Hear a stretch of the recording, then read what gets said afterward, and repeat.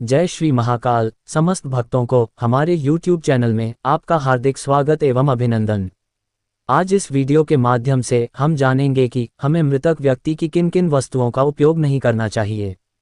चलिए जानते हैं। उससे पहले यदि आप हमारे चैनल पर पहली बार आए हैं तो कृपा करके हमारे चैनल को सब्सक्राइब कर लें और बेल आइकन की बटन को दबाकर ऑल पर सेट कर लें। तो चलिए जानते हैं। भक्तों, एक बार नारद जी यमदेव से मिलने के लिए यमलोक को जाते हैं।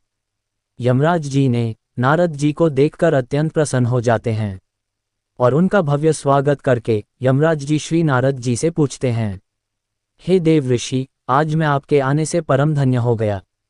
आज आपका यहाँ आने का क्या कारण है? कृपया करके मुझसे कहिए। अवश्य ही कोई महत्वपूर्ण कारण होगा अथवा कोई महत्वपूर्ण समाचार लेकर आए हैं, ऐसा मुझे प्रतीत हो रहा है। तब देव ऋषि नारद कहते हैं, से यमदेव, आप तो सब कुछ जानते हैं। पृथ्वी से लेकर स्वर्ग तक आप सभी प्राणियों के विषय में जानते हैं। आपसे कुछ छिपा नहीं है। ये सुनकर यमराज कहते हैं, नारद जी, किंतु मैं आपके मन की बात को नहीं जान सकता। वो तो केवल भगवान विष्णु ही जानते हैं। आपका मन तो अत्यंत चंचल है। आपके मन में क्या रहस्य होता है, उसे मैं जानने का दुस्साहस नहीं कर सकता। फिर भी आपके मन में जो बात है, कृपा करके उसे कहिए। तब देव ऋषि नारद जी कहते हैं, से यमदेव, वैसे तो मैं आपके पास कोई समाचार लेकर तो नहीं आया हूँ, किंतु मेरे मन में कुछ प्रश्न है जो मैं आपसे पूछने के लिए आया हूँ। समस्त मानव जाति के कल्याण के लिए ही मैं आपके पास आया हूँ। कृपया आप मेरी इस शंका को दूर कीजिए। तब यमराज कहते हैं, हे देव ऋषि नारद जी, आपके मन में जो भी शंका हो मुझसे पूछिए। मैं अपने समर्थ के अनुसार आपके प्रश्नों का उत्तर देने का प्रयास करूंगा। तब देव ऋषि नारद कहते हैं, हे यमदेव, मेरा प्रश्न अत्यंत सरल है। आप मृत्यु के देवता हैं, इसलिए मेरे इस प्रश्न का उत्तर आपके सिवा और कौन दे सकता है। हे यमराज, मेरा प्रश्न ये है कि जिस व्यक्ति की मृत्यु हो जाती है, वो अपने साथ साथ कौन सी चीज़ों को लेकर जाता है, और व्यक्ति की मृत्यु के बाद उस व्यक्ति की कौन कौन सी चीज़ों का उपयोग किसी दूसरे मनुष्यों को नहीं करना चाहिए। इस पर यमदेव कहते हैं, आपने बहुत ही उचित प्रश्न किए हैं। मानव जाति के कल्याण के लिए आपने जो प्रश्न किए हैं उसका उत्तर मैं जरूर दूंगा, किंतु इन प्रश्नों का उत्तर जानने से पहले मैं आपको एक अत्यंत प्राचीन कथा सुनाता हूँ। इस कथा को सुनने पर आपके सारे प्रश्नों का उत्तर आपको स्वतः ही मिल जाएंगे। इस कथा को ध्यान से सुनिए। जो भी मनुष्य इस कथा को ध्यान से सुनता है उसके मैं 32 अपराध क्षमा कर देता हूँ। इस पर देव ऋषि नारद कहते हैं, ठीक है यमराज, मैं आपके इस पवित्र कथा को बहुत ही ध्यान से सुनूंगा। तब यम देवता श्री नारद जी को कथा सुनाते हुए कहते हैं, एक समय की बात है, मध्य देश में द्विश्रवा नाम का एक गरीब ब्राह्मण रहा करता था। वो अत्यंत गुणवान और वेद शास्त्रों में पारंगत था। उसने वेद शास्त्रों का अत्यंत गहराई से अध्ययन किया हुआ था, किंतु वो अपने ज्ञान का कभी भी दुरुपयोग नहीं किया करता था। उसने कभी भी अपने ज्ञान का उपयोग धन कमाने में नहीं किया। अत्यंत गरीब होने पर भी वह सदैव भिक्षा मांगकर ही गुजारा करता किया था। एक दिन की बात है, वह ब्राह्मण जंगल से गुजर रहा था।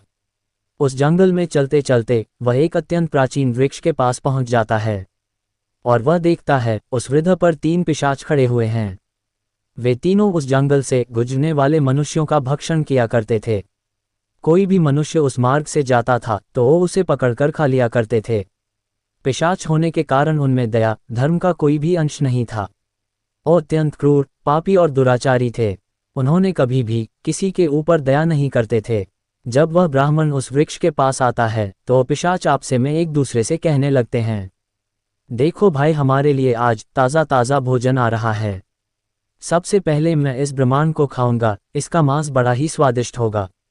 ये ब्राह्मण तो केवल सात्विक भोजन करता होगा, इसलिए इसके शरीर में किसी भी प्रकार का रोग नहीं होगा, कीड़े नहीं होंगे, इसका मांस खाने में बड़ा ही आनंद आएगा। जब वो ब्राह्मण उस पिशाच को देखता है तो वो बिल्कुल भी भयभीत नहीं होता है। वो ब्राह्मण भगवान विष्णु का परम भक्त था और वो हर समय भगवान श्री हरि का नाम जपता रहता था, इसलिए उसे किसी से भी कोई भय नहीं लगता था। इसलिए उन पिशाचों को देखकर भी वह ब्राह्मण भयभीत नहीं हुआ। वह उन पिशाचों को देखकर उन्हें प्रणाम करने लगता है, हे पिशाचों, तुम्हें बार बार नमस्कार। उस ब्राह्मण का यह विचित्र व्यवहार देखकर हैरान हो जाते हैं और उस ब्राह्मण से कहने लगते हैं, हे महात्मा, आप कौन हैं और इस भयानक जंगल में क्यों भ्रमण कर रहे हैं? हम पिशाचों को देखकर भी आपको जरा सा भी भय नहीं लगता। बड़े बड़े शूरवीर योद्धा भी हमें देखकर भयभीत हो जाते हैं। हमें देखकर थर थर कांपने लगते हैं। हमें देखकर डर के मारे भागने लगते हैं। लेकिन तुम्हारे मन में किसी भी प्रकार का भय दिखाई नहीं पड़ रहा है। आपके सामने आने से हमारी भूख भी समाप्त हो गई है। हम तो आपको अपना भोजन समझकर प्रसन्न हो रहे थे। हम तो आपको खाने वाले थे। तब वो ब्राह्मण बोलते हैं, हे पिशाचों, मुझे तुम लोगों से कोई भय नहीं है, क्योंकि मैं जानता हूं कि मेरे साथ भगवान सदैव हैं और उनकी इच्छा के बिना पेड़ का पत्ता भी नहीं हिलता है। यदि मेरी मृत्यु आप पिशाचों के द्वारा ही होनी है तो ये भी मुझे स्वीकार है। प्रभु ने जो कुछ मेरे भाग्य में लिख दिया है वो सब मुझे मंजूर है। यदि मुझे खाने से तुम्हारी तृप्ति होती है तो मैं इसे भी अपना सौभाग्य समझूंगा। इस संसार में हर प्राणी को सुख देना, उनकी तृप्ति करना ही मनुष्य का परम कर्तव्य है। और पिशाच भी ईश्वर के द्वारा ही बनाए गए हैं। मैं आपकी निंदा भला कैसे कर सकता हूँ? ब्राह्मण के ऐसे वचन सुनकर वो सभी पिशाच आश्चर्यचकित हो जाते हैं और उस ब्राह्मण से कहने लगते हैं, हे ब्राह्मण देवता, आपके वचन अत्यंत सुंदर है, जिसको सुनकर ही हमारी तृप्ति हो गई है। हम अब आपका भक्षण नहीं करेंगे। कृपा करके आप हमें अब ये बताएं कि आप कौन हैं और किस कारण से इस वन में घूम रहे हैं। ओ ब्राह्मण कहता है, हे पिशाचों, मेरा नाम द्विश्रवा है और मैं इस वन में ईश्वर की उपासना के लिए कोई उचित स्थान खोज रहा हूँ। किंतु आपको देखकर लगता है आप बहुत कष्ट में हैं। मुझे बताइए किस कारण से आपको पिशाच बनना पड़ा। यदि मैं आपकी कोई सहायता कर पाऊंगा तो मैं अवश्य ही करूंगा। मैं अपने समर्थ अनुसार आपकी जो भी मदद होगी अवश्य ही करूंगा। ब्राह्मण की बात सुनकर तीनों पिशाच सुन हो जाते हैं और कहते हैं, हे विप्रश्रेष्ठ, आपको बारंबार प्रणाम। हम अपने पूर्व जन्म के पापों के कारण ही पिशाच बने हैं। हमने अपने पितरों का अपमान किया है, इसलिए हमें ये पिशाच योनि प्राप्त हुई है और ना जाने कब हम इस पिशाच योनि से मुक्ति पाएंगे। हमने मनुष्य योनि में रहते हुए बहुत पाप किए हैं और पिशाच बनने के बाद भी हमने अनगिनत पाप किए हैं। कितने ही निर्दोष मनुष्यों को और प्राणियों को हमने मारकर खाया है। इसलिए हमें ऐसा लगता है कि हमें कभी भी इस पिशाच योनि से छुटकारा मिलने वाला नहीं है। ये सुनकर ब्राह्मण कहता है, हे पिशाच, मैं आपकी वैधता को समझ सकता हूँ। मैं आपको मुक्ति दिला सकता हूँ। कृपा आप मुझसे बताए जिससे मैं आपको मुक्ति दिला सकूं। मैं मध्य देश में रहने वाला द्विश्रवा ब्राह्मण हूँ। मैंने अनेक व्रत, तप और उपवास किया है। इसलिए यदि आपके मुक्ति के लिए कोई व्रत, तप, उपवास हो तो मुझे बताइए और मैं अवश्य करने का प्रयास करूंगा।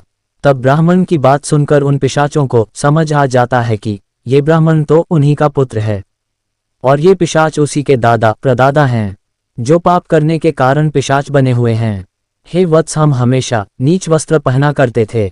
गंदे वस्त्र पहनकर ही भोजन, पूजा पाठ, जप किया करते थे। हमने हमेशा ही उच्छिष्ट भोजन ग्रहण किया है, जिसके कारण हमारी ये दुर्गति हुई है। हम नी वस्त्र होकर स्नान किया करते थे, जिससे हमारे पितृ हमसे रुष्ट हो गए। हमने कभी भी अपने पितरों के लिए भोजन अर्पण नहीं किया, इसी कारण हमें मृत्यु के बाद प्रेत बनना पड़ा। फिर पिशाच कहते हैं, हे वत्स, तुम हमारे ही वंश के हो। हम तुम्हारे पूर्वज हैं। ये ईश्वर की ही कृपा है जो उन्होंने तुम्हें हमारे पास भेजा है। अब हमें यकीन हो चुका है कि तुम हमें मुक्ति अवश्य ही दिलाओगे। हे वत्स, तुम अभी जाओ और हमारे मुक्ति के लिए उपाय करो। अपने पूर्वजों की ऐसी दशा देख करो ब्राह्मण अत्यंत दुखी होता है और सोचने लगता है कि प्रत्येक मनुष्य का ये निहित कर्म है कि वो अपने पूर्वजों को मुक्ति दिलाने के लिए कार्य करें। वह ब्राह्मण उन पिशाचों को वचन देता है और कहता है कि हे प्रेतों, मैं आपके मुक्ति का अवश्य ही कोई उपाय करूंगा। फिर वो ब्राह्मण मुनि अगस्त के पास आता है और उस पितरों की मुक्ति का उपाय पूछता है। तब मुनि अगस्त उस ब्राह्मण को पितरों की मुक्ति के लिए किए जाने वाले तर्पण, श्रद्धा, पिंडदान, धर्म आदि क्रियाओं के बारे में बताते हैं।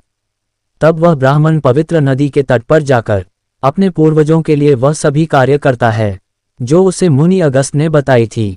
वो पहले पवित्र नदी के जल से तर्पण करता है और फिर नदी के तट पर बैठकर पिंडदान करता है और जो कुछ हो सका उसी के अनुसार दान धर्म करता है। इस प्रकार उस ब्राह्मण के द्वारा दान धर्म करने से वे सभी पिशाच मुक्त हो जाते हैं और स्वर्ग की ओर जाने लगते हैं। फिर यमराज जी देवर्षि नारद से कहते हैं, हे देवर्षि, इसलिए मनुष्य को कभी भी उच्छिष्ट वस्त्र नहीं पहनने चाहिए। अर्थात गंदे और मैले वस्त्र नहीं पहनने चाहिए।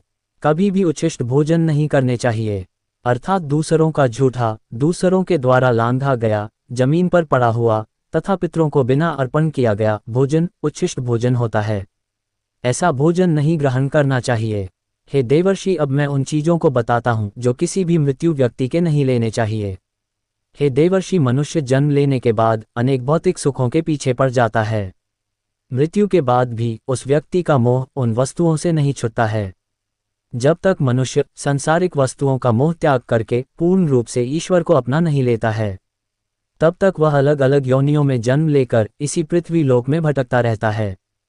कभी कभी यह मोह इतना बढ़ जाता है कि मनुष्य मृत्यु के बाद भी इसी पृथ्वी लोक में ही भ्रमण करने लगता है, अर्थात वह प्रेत योनि धारण कर लेता है।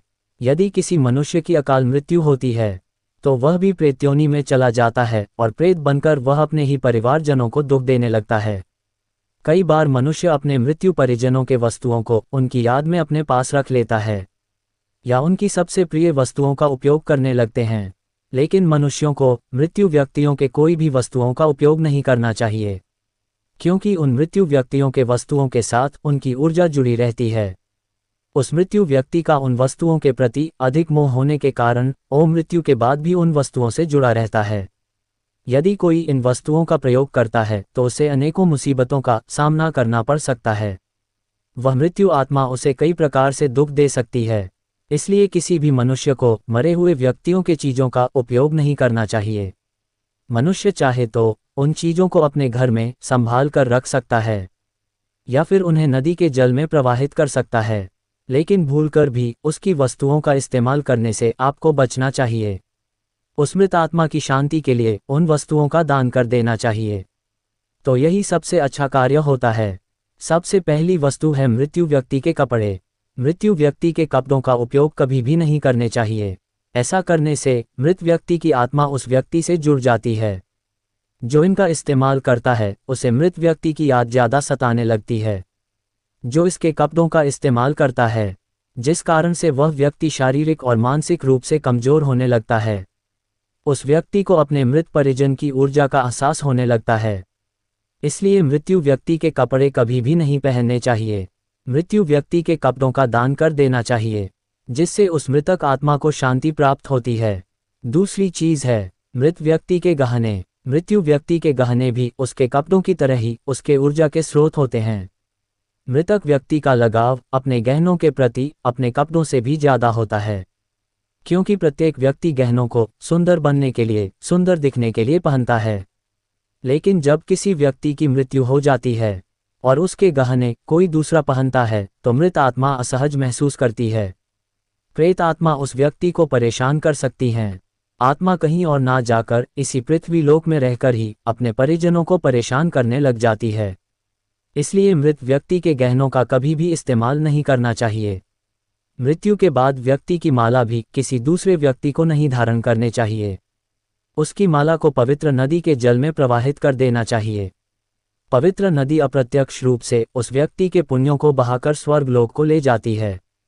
यमराज कहते हैं, हे देव ऋषि, मृत्यु के बाद मनुष्य अपने साथ केवल अपने पाप और पुण्य को लेकर जाता है। सभी भौतिक वस्तुओं को यहीं पर छोड़ जाता है। इसलिए उसे कभी भी इन वस्तुओं के प्रति अधिक मोह नहीं करनी चाहिए। इस प्रकार से यमराज ने नारद जी के मृत्यु व्यक्ति के संदर्भ में ये महत्वपूर्ण कथा सुनाई।